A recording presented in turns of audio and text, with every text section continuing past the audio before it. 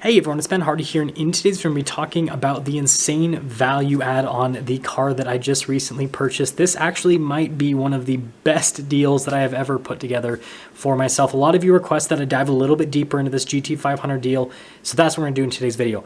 Before we get into the video though, as always, if you want to save time and money the next time you purchase a car, link to my car buying guide in the description down below. And if you want to see more content just like this, then I recommend you subscribe because I post these videos every single day.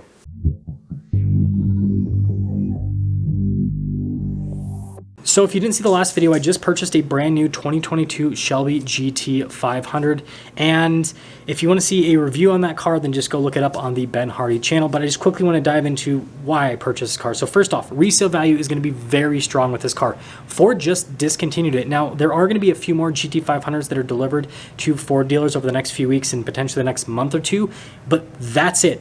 There is not going to be a new GT500 after that point, and we don't know if Ford is going to do a GT500 with the new Mustang body style, and so there is a chance that this is like the last GT500 ever made. And so a car that iconic that has an enthusiast base that's like that means that, again, resale value is going to be really strong. And then on top of that, I just happen to be an enthusiast for the car, so I feel like I'm getting the best of both worlds, where I have a car that I can thoroughly enjoy as an enthusiast, but then also I get to make some money on the back end if I ever decide to sell it. Now that leads me into talking about how I even came about this deal on this GT500. Well, I did exactly what I tell you guys to do in the videos here on YouTube. I reached out to a bunch of different Ford dealers and I said, hey, I am looking for a GT500. This is the price point that I want to be at. If you happen to get one in, and if you happen to want to be at that price point, then I'm a buyer. And some of the dealers, reached back out after a time period where they, finally got a GT500 allocation. They said, well, here it is, but it's going to be this amount of money. And I said, hey,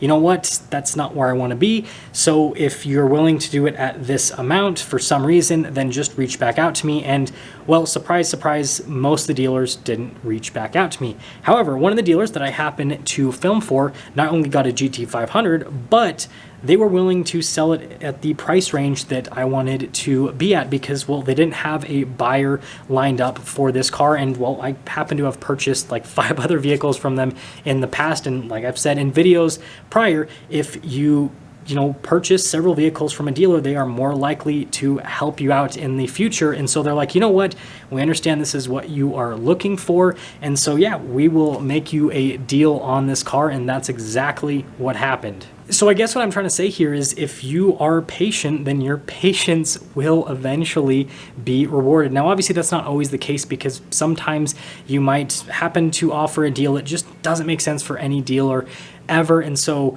understand that, yeah, maybe you'll never get your offer, but you know what? If you're patient enough, typically it'll come through if it's reasonable, obviously. If you make an offer that, like, if it's a $90,000 car and you tell a dealer, I'm a buyer at $20,000, okay, yeah, good luck with that, right? That's never going to happen. But if it's within reason, chances are with enough time, it'll eventually come. But anyways, I did say in a prior video that I'm not allowed to discuss the exact transaction numbers with this deal because, well, the Ford dealer doesn't want the whole deal to be publicized to, probably however many people watch these videos, 10,000, 100,000, however many people it is.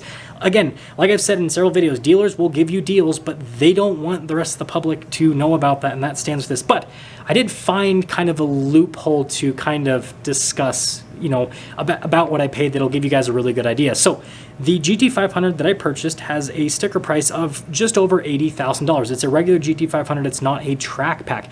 And I actually went from wanting to buy a track pack to wanting to buy a regular GT500 because, first off, the track pack has carbon fiber wheels.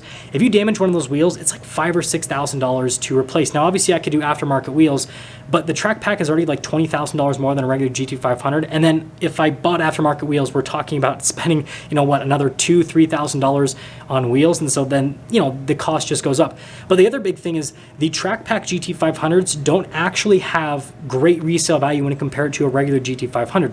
What I've been seeing on the open market is that if a GT500 has a track pack or not track pack, they're almost about the same price. The track packs are commanding about a $5,000 to $6,000 price premium, but that's about it. So it's like you're paying $20,000 more for this package, but then you're only getting like $5,000 more in resale. Now, I don't think that's going to hold forever, because if you look at the GT350Rs, those cars are selling for significantly more than a regular GT350. And so I think the same thing's going to happen with the GT500 once this car is fully discontinued, where you cannot get any more new ones on dealer lots, and it's been, you know, a few years. Then people are going to want to get the track pack because, well, it's the track pack, right? But in the short term right now, the regular 500s have better resale value. Now, like I said, around an $80,000 MSRP. And all I can tell you is that that is the range that I paid. Now, did I pay under MSRP? Did I pay over MSRP? Or did I pay MSRP? I can't exactly say, but let's just say that it's very, very, very, very, very close within that MSRP range. And that is all I can say on that without getting myself in trouble. And so with that being taken into account, here is the current auction value on my car. Now, my car has about 50 miles on the odometer, so this was basically done with a car that has 50 miles on the odometer. Current auction value, $97,200. Retail value, $110,000 to $115,000. So what that means is, if I wanted to just literally huck this at a dealer, like I said, I don't want this car anymore, I would make around, again, can't say the exact number, but around $20,000. And now, if I had the patience to find a buyer for this car and sell it myself, you're talking about $35,000 in profit on a car, which is absolutely ridiculous. But again, this goes along with what I have been telling you guys with this video series over the last few months. There are definitely deals to be had. If you are patient and if you purchase the right car, you can get yourself in a situation where you find one of these deals. And I'm not special in any way. I have people message me every single day that are doing just this. Like, they are buying cars like this super cheap from dealers, brand new, that have some sort of enthusiast base behind them, and then they are going and flipping them and selling them for so much more money.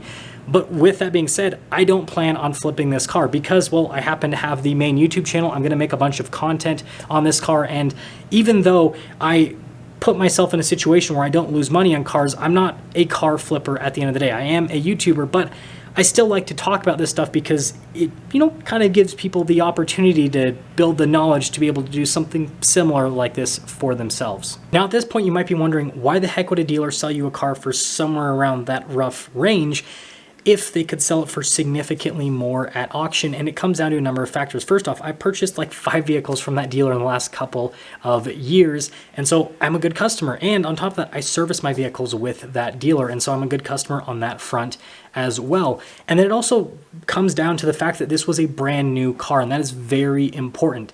Yes, dealers will look at what used versions of their brand new cars are going for so they can see where they need to price them at, especially if they're considering putting a market adjustment over MSRP on the car, which is what happens with cars like GT500s all the time because it's such a low production, desirable car.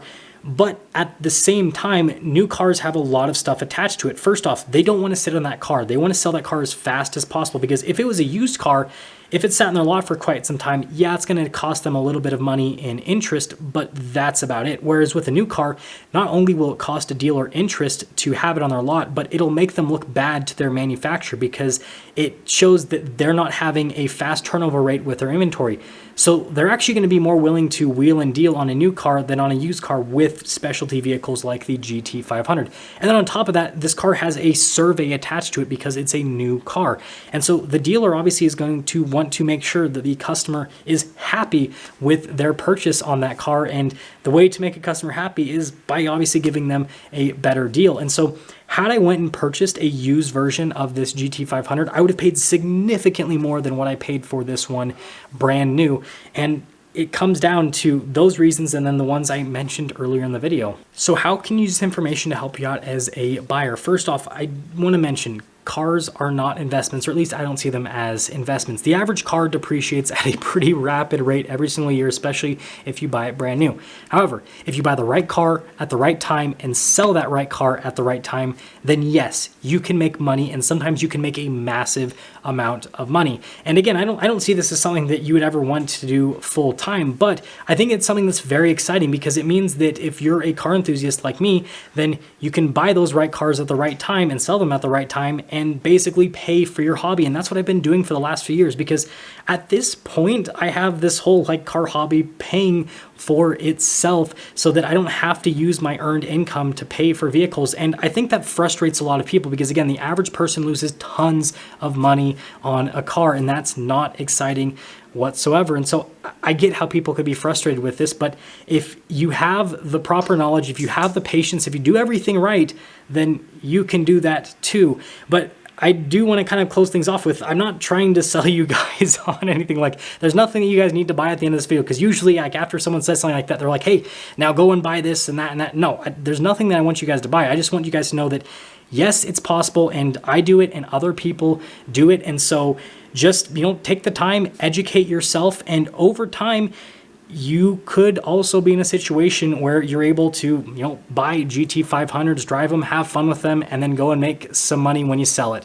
That's going to sum things up for today's video. Hopefully that kind of clears everything up with the GT500 deal. And well, I'm going to go and continue to enjoy the car until I finally get that C8 Z06 that I have been waiting for since like 2019. If you guys are wondering, that's the car that I plan on trading the GT500 in on. But I mean, I'm probably still like a year or more out from that coming in.